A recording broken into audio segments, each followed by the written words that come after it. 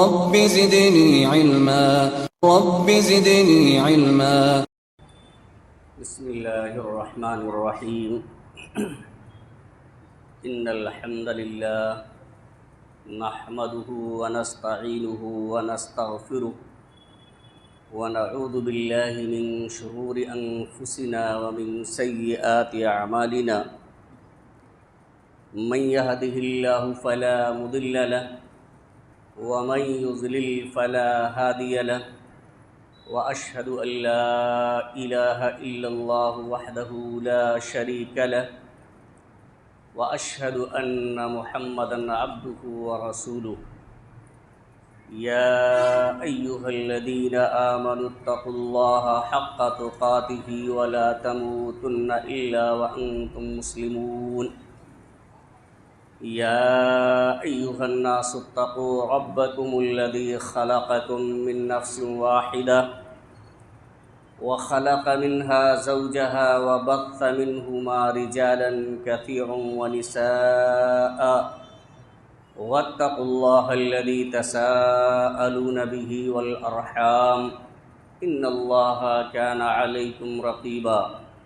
يا أيها الذين آمنوا اتقوا الله وقولوا قولا سديدا يصلح لكم أعمالكم ويغفر لكم ذنوبكم ومن يطع الله ورسوله فقد فاز فوزا عظيما. أما بعد فإن خير الحديث كتاب الله وخير الهدي هدي محمد صلى الله عليه وسلم وشر الأمور محدثاتها وكل محدثة بدعة وكل بدعة ضلالة وكل ضلالة في النار.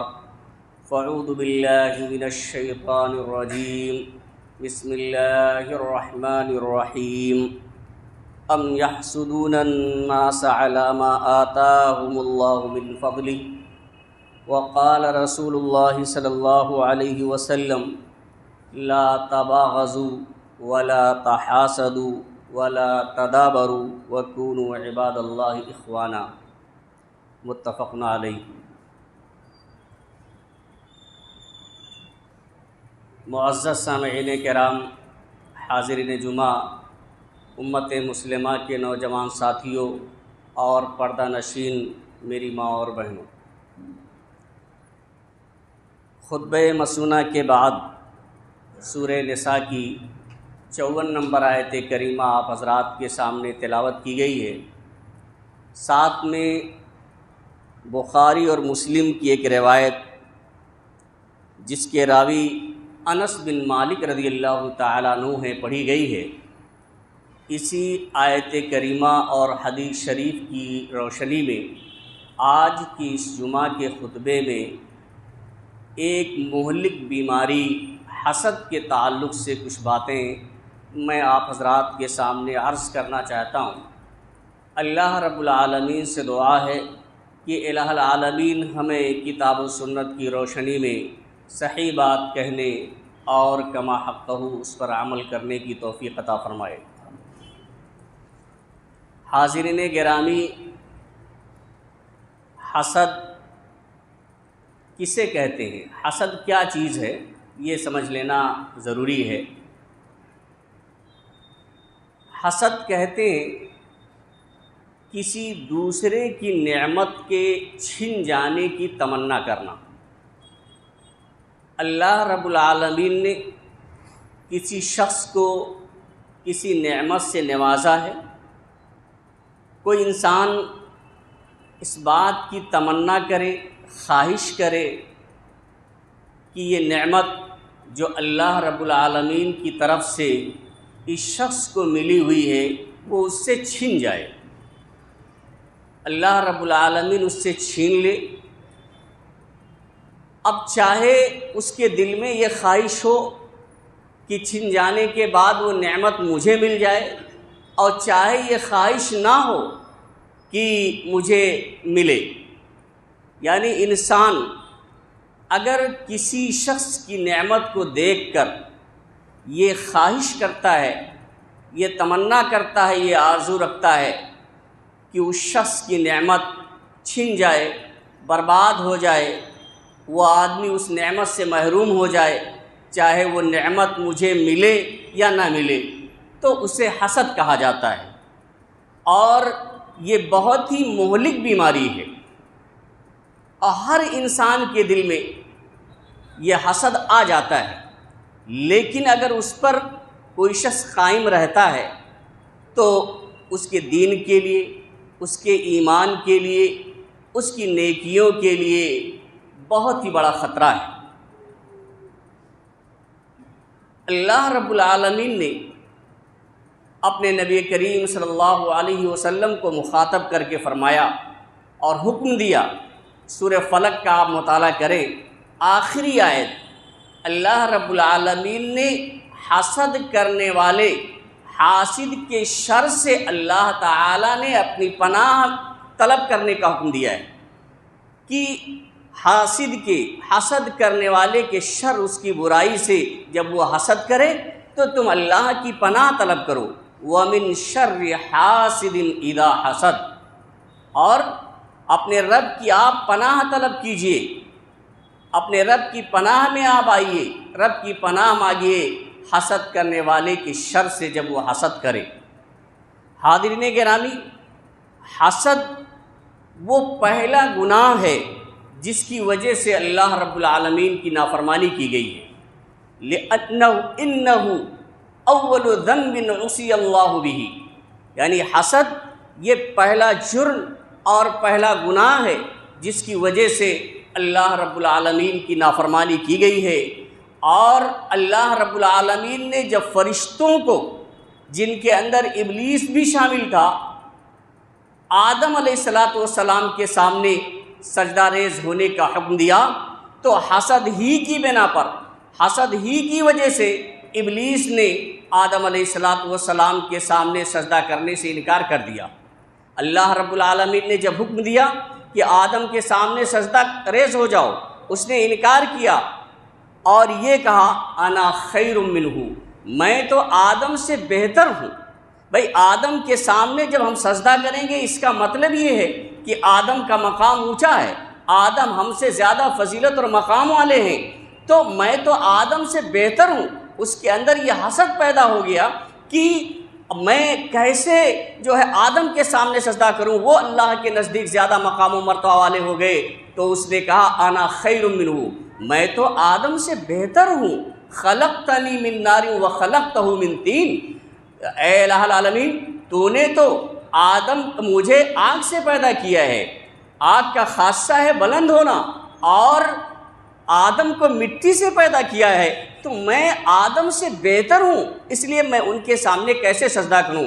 تو حسد کی بنیاد پر، حسد کی وجہ سے آدم علیہ السلام کے سامنے ابلیس نے سجدہ کرنے سے انکار کر دیا، اور یہ پہلی نافرمانی کی گئی۔ اسی طرح سے آپ نے قرآن مجید کا مطالعہ کیا ہوگا کہ آدم علیہ السلام کے دو بیٹوں کا ذکر اللہ رب العالمین نے سورہ مائدہ کے اندر کیا کہ اللہ رب العالمین نے حابیل اور قابیل کو قربانی پیش کرنے کا حکم دیا۔ دونوں نے جب قربانی پیش کی تو ایک کی قربانی اللہ رب العالمین نے قبول فرما لی اور ایک کی قربانی قبول نہیں ہوئی۔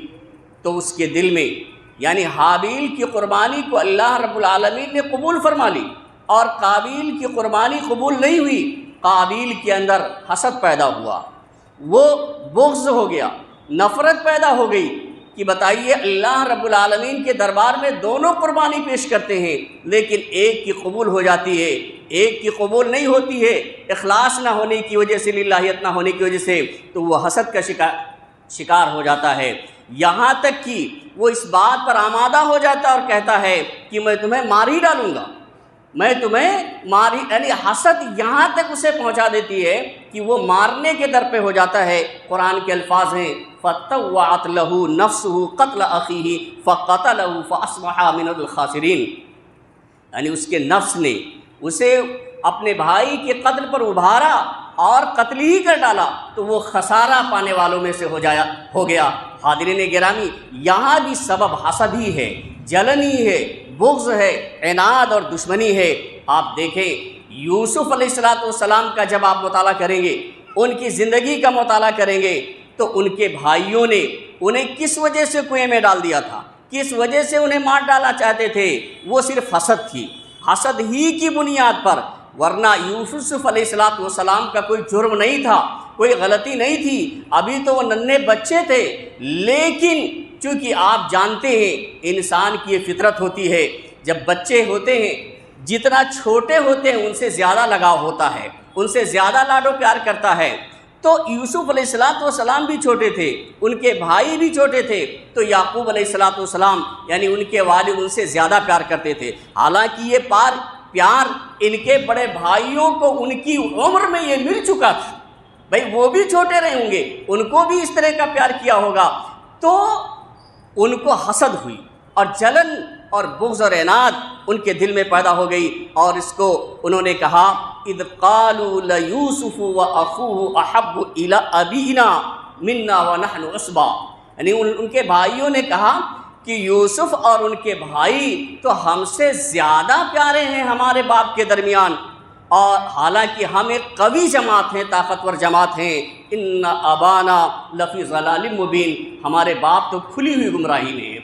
یعنی یہاں ظاہر ہو گیا کہ کس وجہ سے انہیں کنویں میں ڈال دیا، کس وجہ سے مار ڈالنا چاہتے تھے، اور کیا کیا حالات گزرے ہیں اس کا مطالعہ آپ نے کیا ہوگا یا سنا ہوگا، پورا واقعہ یہاں بیان نہیں کیا جا سکتا، لیکن صرف وجہ یہ تھی، کوئی جرم نہیں تھا، کوئی غلطی یہی نہیں تھی، چونکہ چھوٹے ہونے کی وجہ سے ان کے والد ان سے زیادہ لاڈ و پیار کرتے تھے ان کے بھائی سے، جبکہ اس عمر میں ان کو بھی وہ لاڈ و پیار ان کے بھائیوں کو بھی مل چکا تھا، لیکن اس پر بھی انہیں حسد ہوا اور اپنے بھائی کو کنویں میں ڈال دیا۔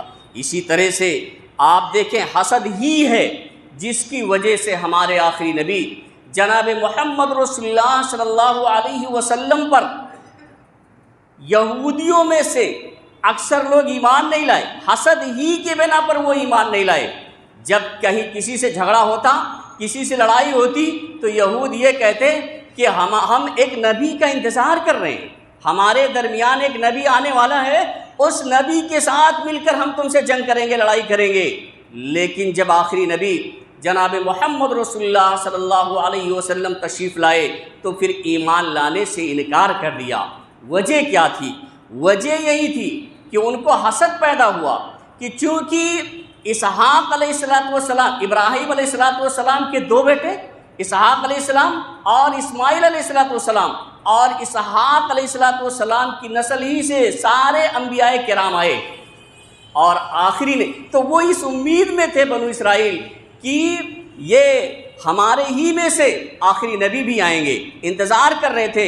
لیکن اللہ رب العالمین نے اسماعیل علیہ السلام کے نسل سے اللہ کے رسول صلی اللہ علیہ وسلم کو مبعوث فرما دیا۔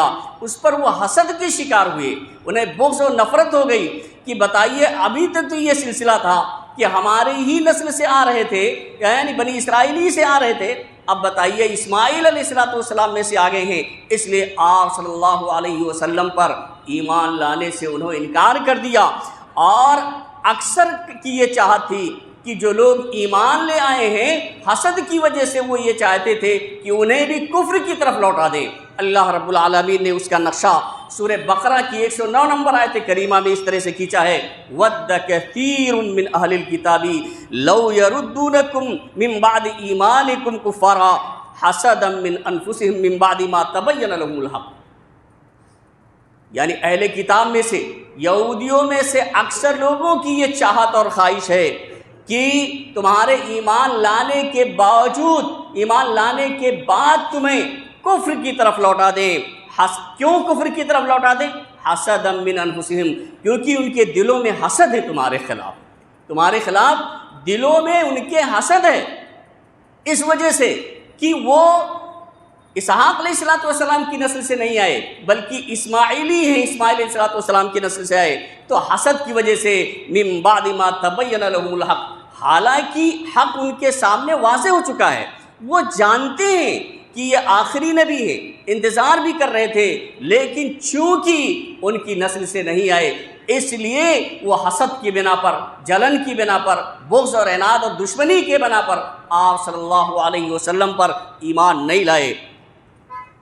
وہ آیت کریمہ اس میں بھی اس کا ذکر اللہ رب العالمین نے کیا ہے کہ یہود و نصارہ، یہود یہ اللہ رب العالمین نے جو اللہ کے رسول صلی اللہ علیہ وسلم کو یہ فضیلت عطا کی کہ اللہ کے رسول صلی اللہ علیہ وسلم کو نبوت عطا کی اور آپ پر ایمان لائے صحابہ کرام، تو آپ سے اور آپ کے پر ایمان لانے والوں سے کافی حسد کرتے تھے۔ ام یحسدون الناس علی ما آتاہم اللہ من فضلی، بلکہ یہ یہود لوگوں سے یعنی نبی صلی اللہ علیہ وسلم سے اور آپ پر ایمان لانے والوں سے حسد کرتے ہیں۔ کس بات پر؟ علی ما آتاہم اللہ من فضلی، اس پر جو اللہ تعالیٰ نے اپنے فضل میں سے آپ کو عطا کیا ہے، یعنی آپ کو نبی بنایا، اور نبوت بہت بڑی فضیلت ہے، سب سے بڑی فضیلت یہی ہے۔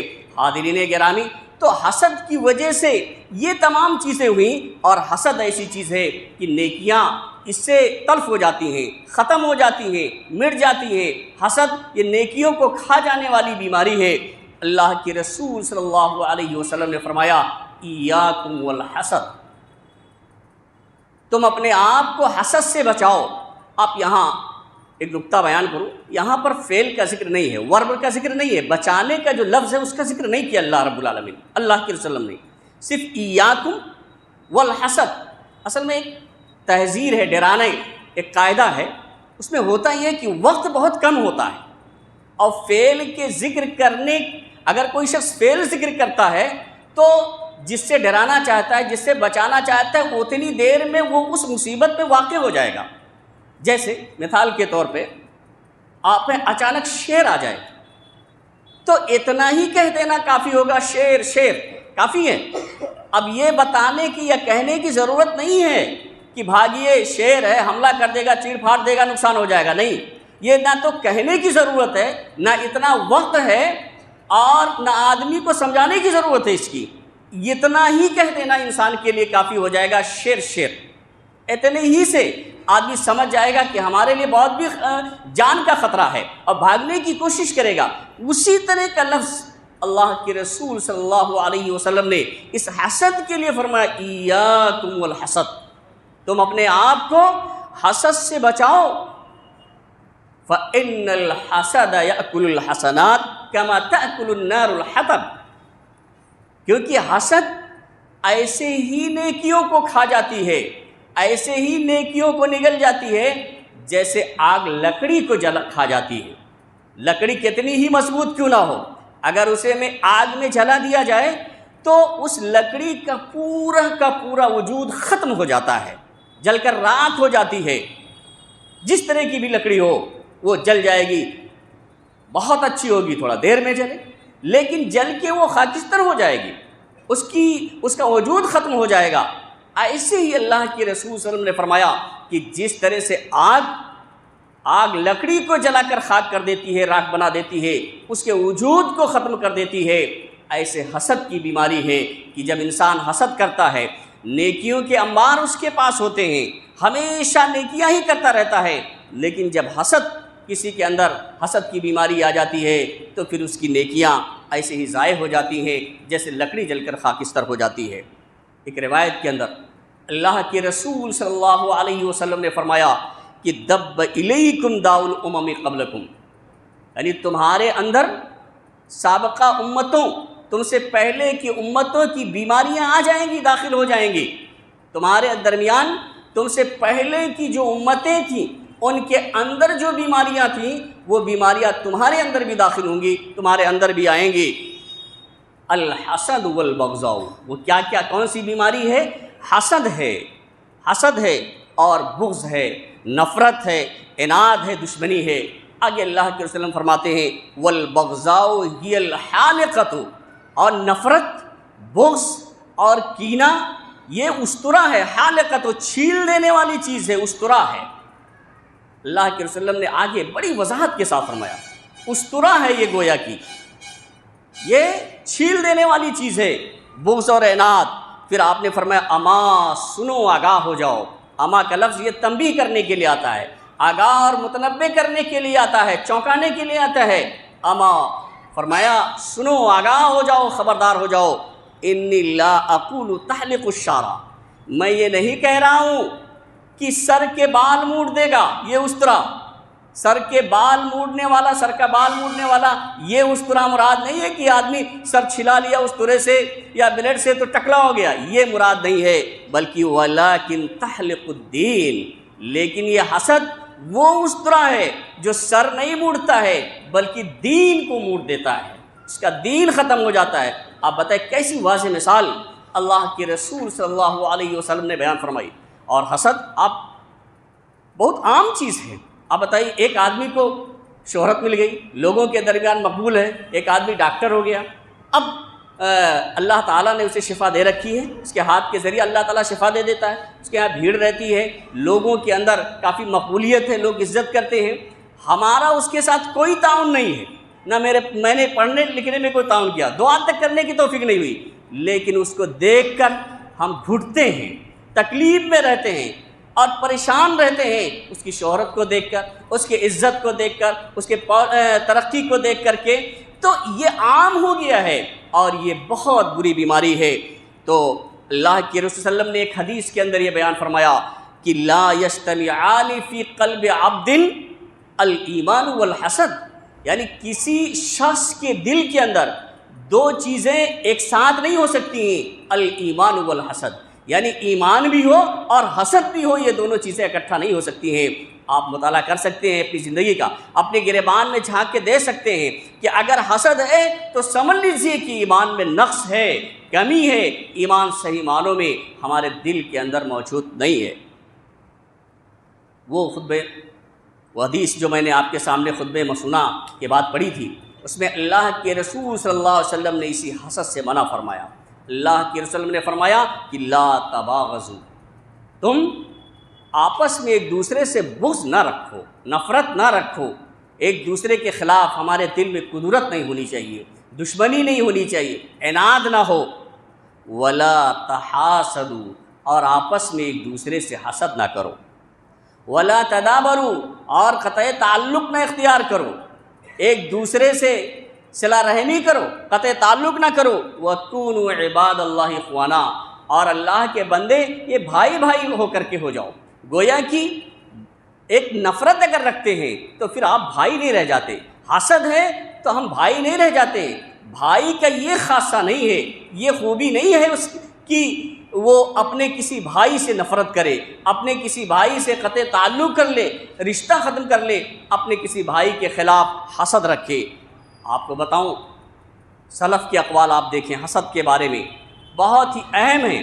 معاویہ بن ابی سفیان رضی اللہ تعالیٰ عنہ کہتے ہیں، معاویہ بن ابی سفیان رضی اللہ تعالیٰ عنہ کہتے ہیں کل الناس استطیع ان ارضیہ الا حاسد نعمت۔ معاویہ بن ابی سفیان کا یہ قول ہے کہ میں ہر شخص کو راضی کر سکتا ہوں، ہر شخص کو خوش کر سکتا ہوں سوائے حسد کرنے والے کے۔ کوئی نعمت اگر ملی ہے، اس نعمت کی وجہ سے کوئی جل رہا ہے، کوئی کڑ رہا ہے، کوئی تکلیف میں مبتلا ہے، تو ایسے حاسد کو راضی نہیں کیا جا سکتا ہے، ایسے حاسد کو، حسد کرنے والے کو میں راضی نہیں کر سکتا، لیکن اس کے علاوہ کوئی بھی شخص ہو تو میں اسے راضی کر سکتا ہوں۔ فَإِنَّهُ، اسے کیا چیز راضی کرے گی، کس بات پر وہ خوش ہوگا، فَإِنَّهُ لَا يُرْضِهِ إِلَّا زَوَالُهَا، اسے تو نعمت کا ختم ہو جانا ہی راضی کر سکتا ہے۔ اللہ تعالیٰ نے جو نعمت دی ہے اس نعمت کے چھن جانے پر ہی وہ راضی ہوگا، اسی پہ تلا ہوا ہے، اور کوئی ایسی چیز نہیں ہے کہ اسے راضی کر دے۔ اب غور کریں، اور حسن بصری رحمہ اللہ فرماتے ہیں کہ ما رأیت ظالما اشبہ بمظلوم من حاسد، یعنی حاسد، حسد کرنے والا ظالم ہے۔ اب غور کریں جملے پہ، کہتے ہیں کہ حاسد ایسا ظالم ہے جو مظلوم سے سب سے زیادہ مشابہ ہے، یعنی حسد کرتا ہے تو وہ تو ظالم ہوا، لیکن رہتا کس طرح سے ہے، مشابہ کس کے، وہ مظلوم کی طرح سے رہتا ہے۔ وجہ کیا ہے؟ وجہ یہ ہے کہ ہمیشہ وہ کڑھن محسوس کرتا ہے۔ کسی کو اللہ تعالیٰ نے علم دیا، کسی کو اللہ تعالیٰ نے مال سے نوازا، کسی کو اللہ تعالیٰ نے اولاد سے نوازا، تو مال کی وجہ سے، اس کے علم کی وجہ سے، اس کی طاقت و قوت کی وجہ سے وہ کڑھن محسوس کرتا ہے بلا وجہ، بھئی اس کا کوئی نقصان نہیں ہے۔ بلکہ اگر ایک شخص صاحب حیثیت ہے، اللہ اس کے پاس گاڑیاں ہیں، ضرورت پڑ گئی تو وہ ہمارے کام آ سکتا ہے. ایک ڈاکٹر ضرورت پڑ گئی ہمارے کام آ سکتا ہے. ایک انجینئر ہے ہمارے گھر کا نقشہ بنا سکتا ہے. ضرورت پڑ گئی، پیسہ ہے ہمارے پاس نہیں، ہمیں قرض دے سکتا ہے، قرض دے کے معاف بھی کر سکتا ہے، وہ ہمارے کام آ سکتا ہے. لیکن یہ چیز ذہن میں نہیں پیدا ہوتی، بلکہ اس کو اللہ تعالیٰ نے جو نواز دیے ہیں اس کے نوازے جانے پر وہ کڑن میں محسوس کرتا ہے، اور ایسا غم اسے لاحق رہتا ہے جو ختم نہیں ہوگا. وہ ختم کیوں؟ ظاہر سی بات ہے کہ اب وہ اس کی دوسرے کی ترقی پر، دوسرے کی شہرت پر اگر وہ پریشان ہے تو اب اس کا یہ کیسے ہی اس کا غم دور ہوگا، کیسی اس کی کڑن کیسے ختم ہوگی، اس کی نفرت کیسے ختم ہوگی. تو حسن بصری رحمۃ اللہ علیہ کہتے ہیں کہ میں نے کسی ایسے ظالم کو نہیں دیکھا جو حسد کرنے والے سے زیادہ مظلوم کے مشابہ ہو. یعنی حاسد ظالم تو ہوتا ہے لیکن اس کی حالت یہ ہوتی ہے کہ وہ مظلوم جیسا ہو جاتا ہے، مظلوم کے مشابہ ہو جاتا ہے. آپ دیکھ لیں جو آپ سے جلتا ہے یا کسی سے بھی جلتا ہے، اپنے اندر کسی کے خلاف اگر حسد رکھتا ہے تو اس کی حالت بالکل مظلوم جیسی ہو جاتی ہے. وہ ہمیشہ بے چینی کا شکار رہے گا، ہمیشہ غم زدہ رہے گا. یعنی اپنی پریشانی کی وجہ سے انسان غم میں مبتلا نہیں ہے، بلکہ دوسرے کی آسانی کو دیکھ کر، دوسرے کی ترقی کو دیکھ کر، دوسرے کی خوشی کو دیکھ کر کے انسان پریشان ہے. اللہ رب العالمین سے دعا ہے. بلکہ ایک حدیث اور بیان کر دوں یہاں پہ 1 منٹ کے اندر کہ دیکھیے حسد بالکل جائز نہیں، لیکن 2 قسم کے لوگ ایسے ہیں جن سے حسد کرنا جائز ہے، اور وہ حسد اس معنی میں نہیں ہے بلکہ وہ رشک کے معنی میں ہے. یہاں یہ بات واضح ہو جائے رشک کسے کہتے ہیں. دیکھیں اللہ تعالیٰ نے کسی کو کوئی نعمت دی اور اس نعمت کے ذریعے وہ اچھا کام کر رہا ہے، تو آپ اپنے دل میں یہ تمنا کر سکتے ہیں کہ اللہ تعالیٰ ایسے مجھے بھی علم عطا کر دے، ایسے مجھے بھی دولت عطا کر دے، اور جیسے یہ بندہ اپنی دولت اللہ کے راستے میں، نیک راستے میں خرچ کرتا ہے، ایسے میں بھی خرچ کروں. یہ خواہش اور نیت ہو. اسے رشک اور غبطہ عربی میں کہا جاتا ہے. عربی میں غبطہ کہا جاتا ہے، یہ رشک ہے. اس کے لیے اللہ کے رسول نے اجازت دی ہے، یہ جائز ہے. آپ تمنا اور خواہش کر سکتے ہیں کہ جیسے فلاں بھائی کو ترقی ملی ہے، لوگوں کے ساتھ احسان کر دیتا ہے بموقع، تو ایسے اللہ تعالی ہمیں بھی عطا کر دے. اللہ کے رسول نے فرمایا لا حسد الا فی اثنتین. 2 قسم کے لوگوں کے بارے میں کے تعلق سے آپ رشک کر سکتے ہیں. کیا؟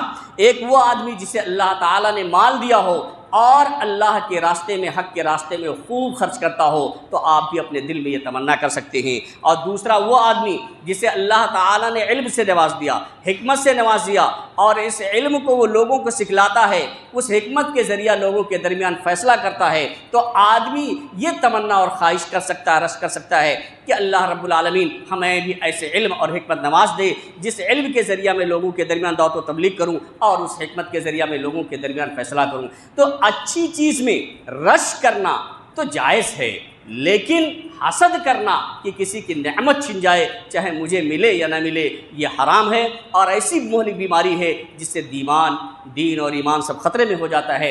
اللہ رب العالمین سے دعا ہے کہ اللہ رب العالمین ہمیں حسد جیسی مظلوم خصلت اور بیماری سے محفوظ رکھے. الہ العالمین ہم میں جو پریشان حال ہیں ان کی پریشانیوں کو تو دور فرما دے. جو لوگ بیمار ہیں انہیں شفائے کامل و عاجل عطا فرما. جو لوگ مقروض ہیں انہیں قرض کی ادائیگی کی توفیق عطا فرما. بارک اللہ لنا ولکم فی القرآن العظیم ونفعنا وإیاکم بالآیات والذکر الحکیم. انہ تعالی جواد کریم ملک الرؤوف الرحیم.